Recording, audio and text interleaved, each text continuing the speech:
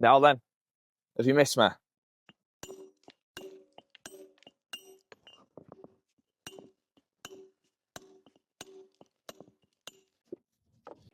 If you've been wondering where I've been, I've still been bashing away. But like I said, I lost my father last year and my head has not been the same.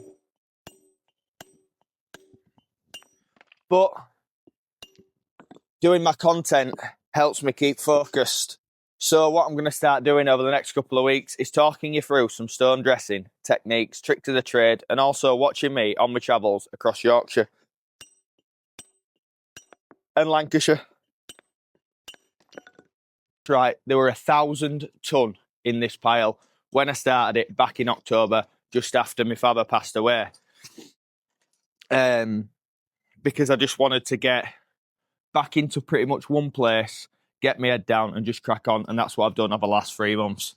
And what I'm going to be doing is talking you through the tools that I use, why we back it off to building regulations, and just follow me around. See how it goes.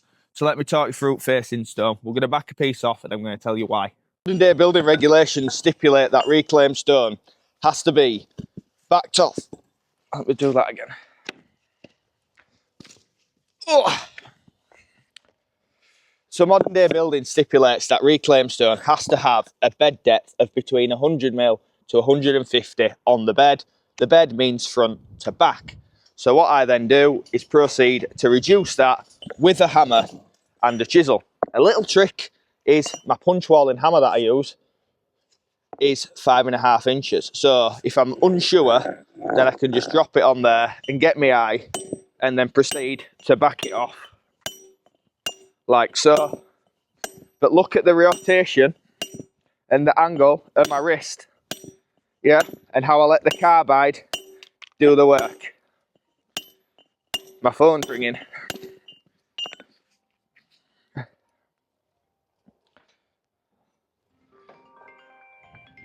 I need to take that. This is a Scotland job. Good morning, Andrew. Well, going to Scotland, baby. Oh, yes. Don't you love it when a job lands? Like I say, I don't like working away. I've never worked away before. But whatever this strange journey I'm on, we're going to Scotland. The Yorkshire stone dresser in Scotland. So if you're a stonemason in Scotland and you're watching this video and you want to come and see me, I'll be up in St Andrews in a couple of weeks in middle of Feb. Come on. Come on. Love it.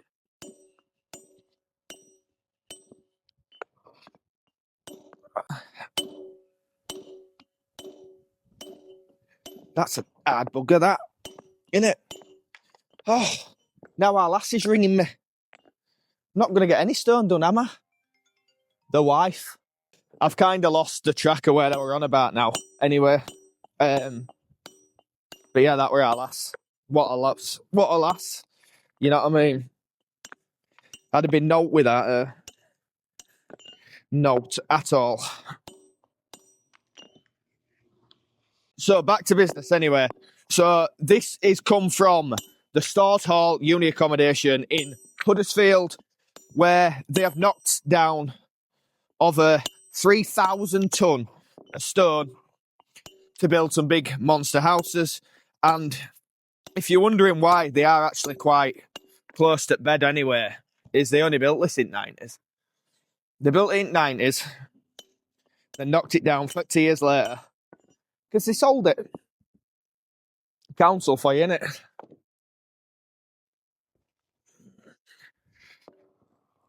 So, more about the chisel. It's a Riley 2.5 inch tungsten carbide pitching tool.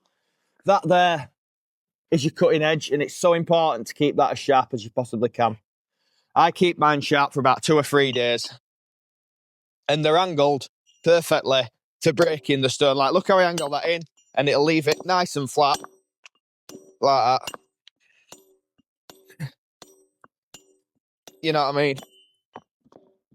And that way then, you've no protrusion into your cavity. Because we don't want that, do we? It looks a lot smaller, does this pile, than it used to look, let me tell you. Because where telegraph pole is up there, It were nearly as high as that 6 months ago. Not 6 months ago. 4 months ago.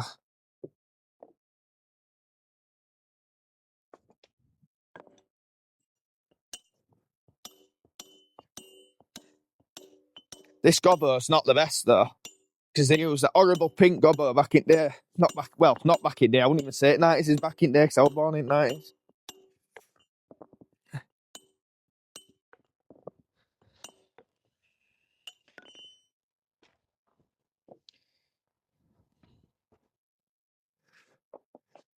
Even better when we get a little freebie like that, but I always feel better for giving it a little touch. Back to bashing with some stone going out.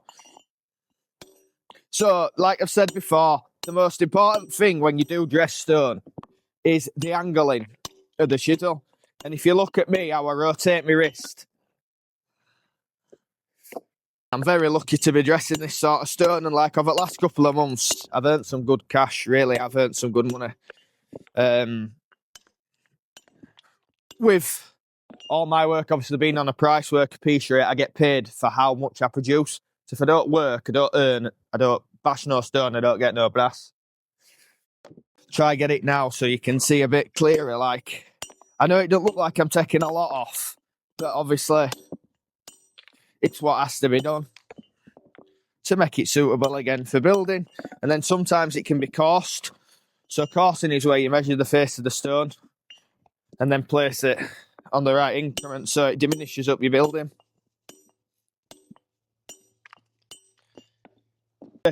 Different stone requires different techniques for dressing. Whereas this is probably the easiest stone you could possibly dress.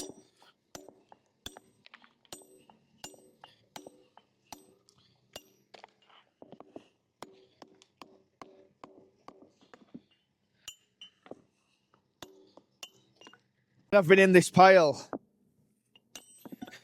I've been doing about 20 metres a day. 20, 25 metres a day, depending on what time I start and what time I finish. Because for those who know me know I picked my daughter up from school. And that's why I left to go self-employed after 16 years at my old place. Traditional stone in Horbury Bridge in Wakefield. A beautiful pallet of the Delph, which has been finished and is going out, and it's going out random, uncoursed. And on this pallet is 5 square metres. And it is £135 a square metre random, I believe. So on this pallet, if my maths is any good, that's £675. Well, there's muck, there's brass, we say. Like I say, I don't really talk about what I earn because I'm not that sort of person, really. But have a guess. You tell me how much you think I get a metre. If you're in trade, you'll probably know. But bear in mind, it has been called by lots of people a semi-skilled labourer's job. But I challenge anybody to come and do what I do day in, day out. And tell me it's easy. Because it might look easy, but it's not easy on that. Right, I'm going to set a time lapse up and then get my head down and get grafting, and I'll check in with you later on. Let's go.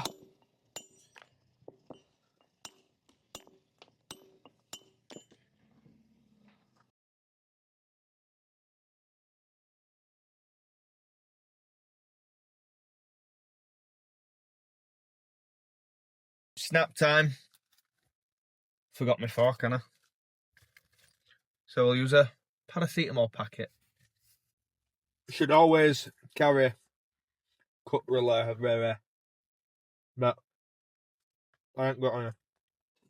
I used to nick a load of wooden forks from Tesco, you know, every time I got a meal deal, and I thought I had one, but I didn't. Alright. We'll scran it in 2 minutes, and then we can get back. I do love what I do, even though it's hard in bad weather sometimes.